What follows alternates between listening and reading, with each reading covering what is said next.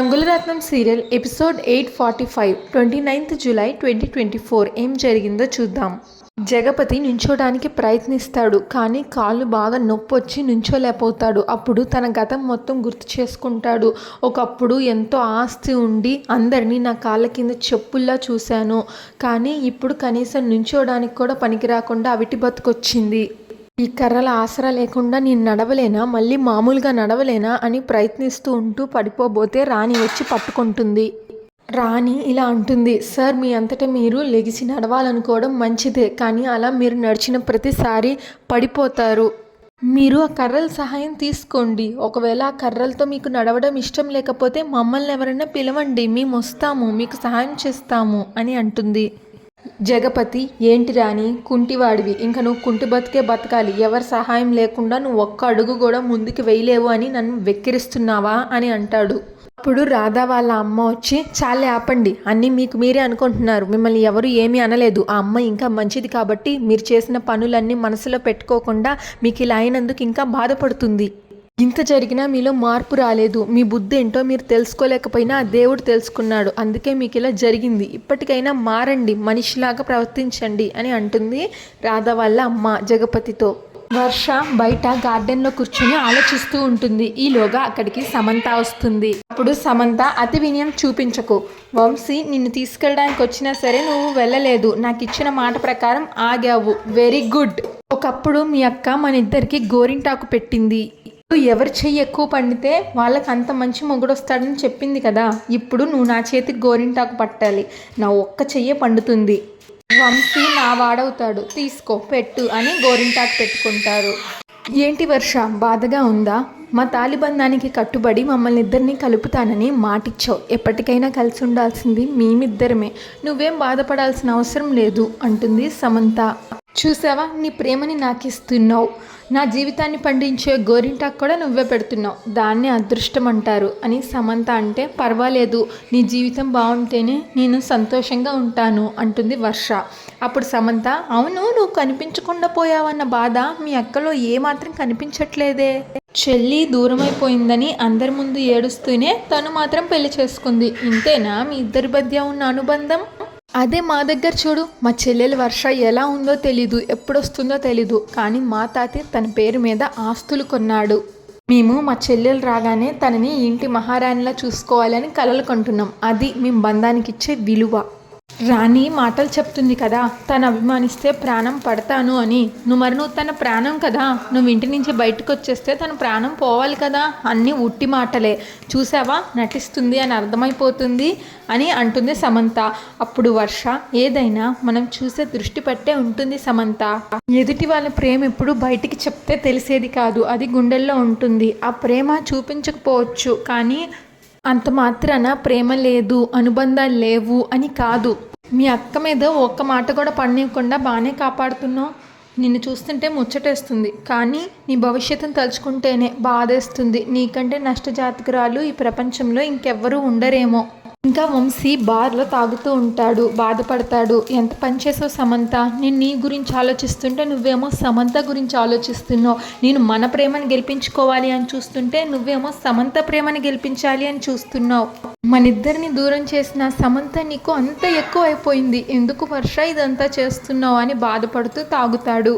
మందు అయిపోవడంతో బేరర్ని పిలిచి ఇంకో ఫుల్ బాటిల్ తీసుకొని రమ్మంటాడు వంశీ. అప్పుడు బేరర్, సార్ మీరు ఇప్పటికే 2 ఫుల్ బాటిల్స్ తాగారు, ఇంకో ఫుల్ బాటిల్ తాగితే మీరు స్పృహలో ఉండరు, మీ బాడీ తట్టుకోలేదు, మేము మందు అమ్ముతున్నా సరే మా కస్టమర్లు బాగుండడమే మాకు కావాలి, ఇవి తేవడం కుదరదు సార్ అని చెప్తే బేరర్ కాలర్ పట్టుకుంటాడు వంశీ. ఏయ్ నువ్వు మందు అమ్ముతున్నావు, తీసుకొస్తావా తీసురావా, డబ్బులు కడుతున్నాను కదా, నాకు మందు కావాలి అని అక్కడే పడిపోతాడు వంశీ.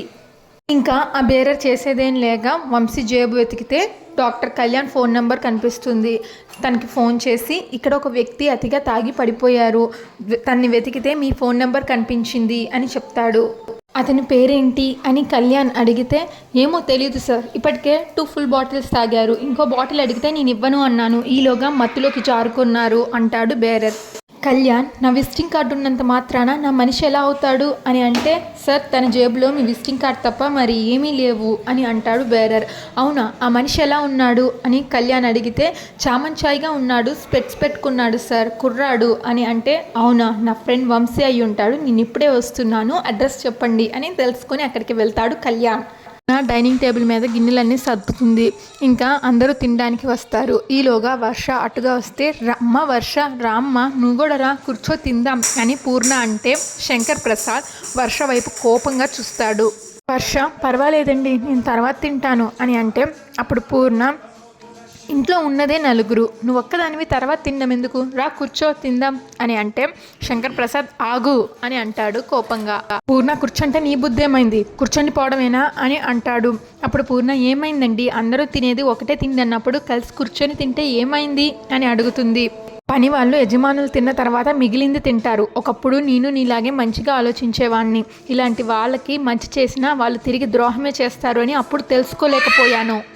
ఇప్పుడు తెలుసుకున్నా కాబట్టి ఎవరి హద్దుల్లో వాళ్ళని ఉండమంటున్నాను అంటే మహేశ్వరి అవును వదిన, ఎవరిని ఎంతలో ఉంచాలో వాళ్ళని అంతలోనే ఉంచాలి వదిన, ఎంత ఖరీదైన చెప్పులైనా కాళ్ళ దగ్గరే ఉంచాలి, వీళ్ళని మనం ఎక్కువగా చూసుకుంటే మనకంటే వాళ్ళు ఎక్కువ అన్న ఫీలింగ్ వాళ్ళల్లో ఎక్కువ అవుతుంది, పని మనిషిని పని వాళ్ళలాగే చూడాలి అని అంటుంది మహేశ్వరి.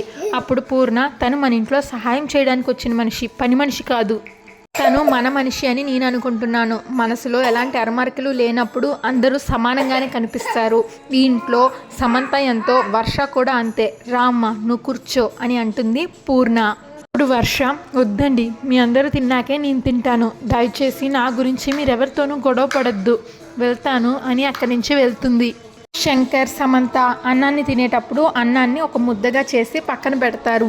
అప్పుడు మహేశ్వరి, అన్నయ్య ఇంతకుముందు నేను ఇక్కడ ఉన్నప్పుడు మీరు ఎప్పుడు ఇలా పెట్టడం చూడలేదు, ఇప్పుడేంటి కొత్తగా అని అడిగితే, అప్పుడు శంకర్, మా మనవరాలు వర్ష అన్నప్రసన్న కంటే ముందే మాకు దూరం అయిపోయింది, ఒక పెద్ద జ్యోతిష్కుడు చెప్పారు, ఇలా మీరు తినే ముందు మొదటి ముద్ద ఇలా ముద్దగా చేసి పక్కన పెడితే తను ఎక్కడున్నా సరే తనకు అన్నానికి లోటు ఉండదు అని చెప్పాడు, తను ఎక్కడ ఉన్నా సరే తృప్తిగా భోంచేస్తుంది అని నేను నమ్ముతున్నాను అంటాడు. అవును గ్రాని, ఇంట్లోనే కాదు ఏ ఫంక్షన్కి వెళ్ళినా మేము ఒక ముద్ద ఇలా తీసి పక్కన పెడతాము, తను మళ్ళీ మన ఇంటికి వచ్చేంత వరకు మనందరితో సంతోషంగా కలిసి ఉండేంత వరకు ఈ ముద్దే తనకి జీవనాధారం అవుతుందని నేను నమ్ముతున్నాను. అందరూ తినేసి అక్కడి నుంచి వెళ్ళిపోతారు. కానీ పూర్ణ మాత్రం తినదు, బాధగా అలానే కూర్చుంటుంది. అందరూ వెళ్ళిపోగానే పూర్ణ వర్ష ప్లేట్లో అన్నం కూరలు వడ్డించి ఆ 2 ముద్దలు కూడా వర్ష ప్లేట్లో పెడుతుంది. చూసావా వర్ష, మీ తాతయ్యకి నీ మీద ఎంత ప్రేమో, నువ్వే తన మనవరాలని తెలియక అక్కడి నుంచి నిన్ను వెళ్ళిపోమన్నారు, చిన్నప్పుడు మీ నాన్నకి తినిపించిన తర్వాతే మీ తాతయ్య తినేవాళ్ళు, ఇంట్లో మనుషులంటే ఎంత విలువిస్తారో చూసావు కదా వర్ష, ఈ నిజం ఇప్పుడే చెప్పేస్తే మంచిది అంటుంది పూర్ణ. అప్పుడు వర్ష, ఈ నిజం ఇప్పుడే కాదు నానమ్మ, ఎప్పటికీ తెలియకూడదు అంటే ఏంటి వర్ష నువ్వు అనేది, ఎందుకు అని పూర్ణ అడిగితే, నేనే తన మనవరాలు అని తెలిస్తే తాతయ్య ఎంతో సంతోషిస్తారు, కానీ తర్వాత తను నన్ను అన్న మాటలు పెట్టిన బాధ అంతా గుర్తొస్తుంది, తాతయ్య బాధపడతారు, తాతయ్య బాధపడితే నేను తట్టుకోగలనా, అందుకే ఈ నిజం ఎప్పటికీ తెలియకూడదు, మీ అందరూ ఆనందంగా ఉన్నారు, వర్ష మీద ప్రేమ మీ మాటల్లో చూస్తున్నాను, నీ చేతల్లో చూస్తున్నాను. ఇంకా పూర్ణ అన్నం తినిపిస్తుంది వర్షకి. ఇంకా కళ్యాణ్ వంశీని భుజానేసుకొని ఇంటికి తీసుకొస్తాడు. తులసమ్మ, ఏంటి సార్ ఇది, ఏమైంది అని అడిగితే, వంశీ బార్లో తాగి పడిపోయాడు తులసమ్మ, తను ఎందుకు ఇలా చేస్తున్నాడో నాకు అర్థం కావట్లేదు, వంశీ చాలా మంచి వ్యక్తి, నాకు మంచి స్నేహితుడు, అలాంటి వ్యక్తి ఈరోజు ఈ పరిస్థితుల్లో ఉన్నాడంటే తనేదో తప్పు చేస్తున్నాడు అని నాకు అర్థమవుతుంది. తులసమ్మ తన మనసులో, నాకు తెలుసు బాబు, ఈ వంశీ మన ఇంట్లో ఉన్న సీతని ప్రేమిస్తున్నాడు, సీతమ్మ వంశీని సమంతాని కలపాలని చూస్తుంది, ఆ బాధను తట్టుకోలేక వంశీ ఇలా తాగుతున్నాడు, తన ప్రేమని అంగీకరించలేక సీత సతమతమవుతుంది, ఈ నిన్ని నిజాలు నాకు తెలిసినా నేను మీతో చెప్పలేకపోతున్నాను అని అనుకుంటుంది. ఈలోగా కళ్యాణ్ వంశీకి స్పెట్స్ తీసి తన జేబులో నుంచి ఫోన్ తీసి పక్కన పెడతాడు. వంశీ షూస్ తీస్తాడు, తన జేబులో పర్స్ తీసి పక్కన పెడుతుండగా పర్స్ కింద పడిపోతుంది. ఆ పర్స్లో వర్ష ఫోటో పెట్టి ఉంటుంది. కళ్యాణ్ వంశీ చేతికి వాచ్ తీస్తుండగా తులసమ్మ ఆ పర్సుని చూస్తుంది. ఇంకా నెక్స్ట్ ఎపిసోడ్ ప్రోమోలో వర్ష కత్తితో గాయమైనప్పుడు ట్రీట్మెంట్ చేసిన డాక్టర్ శంకర్ ప్రసాద్ ఇంటికి గెస్ట్గా వస్తుంది. అప్పుడు మహేశ్వరి వర్ష కాఫీ తీసుకొనిరా అని అంటుంది. వర్ష కాఫీ తీసుకొస్తుంటే ఆ డాక్టర్ వర్షను చూసి ఈ అమ్మాయి ఇక్కడ ఉందేంటి అని అడుగుతుంది. మహేశ్వరి ఏంటి డాక్టర్ ఈ అమ్మాయి మీకు ముందే తెలుసా అని అడుగుతుంది. వర్ష భయపడి దాక్కుంటుంది. అప్పుడు మహేశ్వరి ఎంతసేపు కాఫీ తీసుకొనిరా అని అంటే డాక్టర్ ఆ అమ్మాయి ఎవరో కాదు ఈ అమ్మాయే అని చెప్తుంది. మా ఛానల్లో రంగుల రత్నం సీరియల్ రెగ్యులర్గా అప్లోడ్ చేయడం జరుగుతుంది. ఒకవేళ మీరు రంగుల రత్నం సీరియల్ చూసేటట్లయితే please subscribe to our channel. Thanks for watching.